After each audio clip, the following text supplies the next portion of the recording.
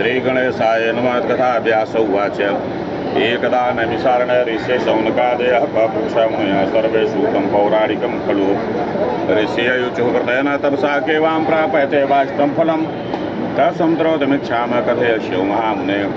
एक समय की बात है कि जो मनुष्य भगवान सत्यनारायण स्वामी की कथा निर्मल मन स्वच्छंद आत्मा से करते हैं अथवा सुनते हैं तो क्या फल पाते हैं। यह कथा कहाँ से शुरू हुई है, कौन किया और क्या फल पाया। एक समय नैमिषारण्य नामक तीर्थ स्थान में, जैसे आप लोग मुंबा देवी के प्रांगण में आए हैं, मुंबा देवी के दरबार में आए हैं, उसी तरह से एक समय नैमिषारण्य नामक तीर्थ स्थान में 88,000 ऋषिगण एकत्र होकर के परस्पर आपस में यह विचार कर रहे थे कि कराल कलयुग निकट आ रहा है, धर्म की किस प्रकार से रक्षा होगी। इस चिंता से हम सब बहुत दुखी हैं और इस कलयुग में इस प्रकार के मनुष्य पैदा होंगे। कैसे मनुष्य होंगे कि भगवंत कथा न रुचेगी जिन्हें नहीं शास्त्र की बात पर ध्यान धरेंगे। पढ़ गए अंग्रेजी कहावेंगे, साहब होटल में मदपान करेंगे। करिखंडन तीर्थ मंदिर का नहीं पुण्य कथा रुदान करेंगे। कवि चंचल की बड़ाई चाहे घर की घरनी का न मान करेंगे। अबलात न देखी जवान सभी निज माता पिता को कभी न चाहेंगे। सब झूठ है पूजा विधान यो मंत्र परस्पर यो सब बात कहेंगे। जन भांग धतूर अफीम नशा में निरंतर वे बिन होश रहेंगे। बिगड़ेंगे फिरेंगे बिन पंथ के यो बिन खाट के चंचल युग बनेंगे। कलयुग के अंतर्गत इस प्रकार के मनुष्य पैदा होंगे।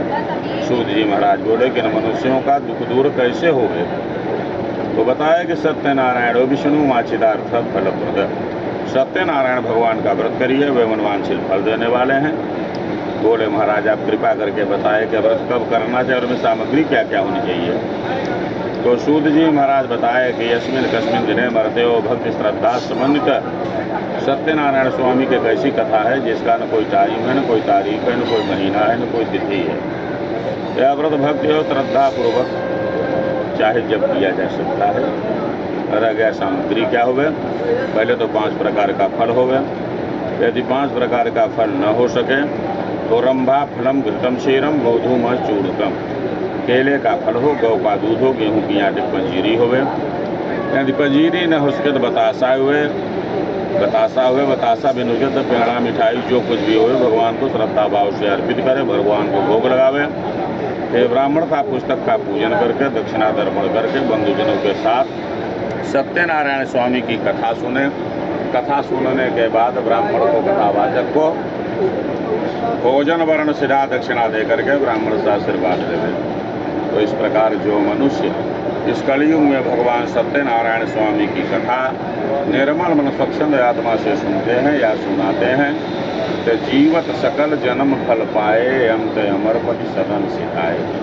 जब तक मनुष्य इस पृथ्वी पर रहता शुभ भोगता है, अंत में अपना जीवन वैकुंठ लोक को बना लेता है। कलयुग से सरल दूसरा कोई उपाय नहीं है। जैसा कि तुलसीदास जी ने रामायण में लिख दिया है कि कलि केवल का नाम अधारा, सुमेरे सुमेरे न उतर पारा। तो जब तक मनुष्य पृथ्वी व्रता शुभ होता है, अंत में अपना जीवन वैकुंठ लोक को बना लेता है।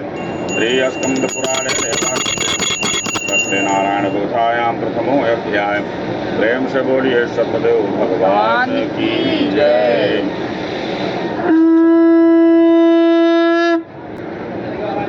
सूत उवाच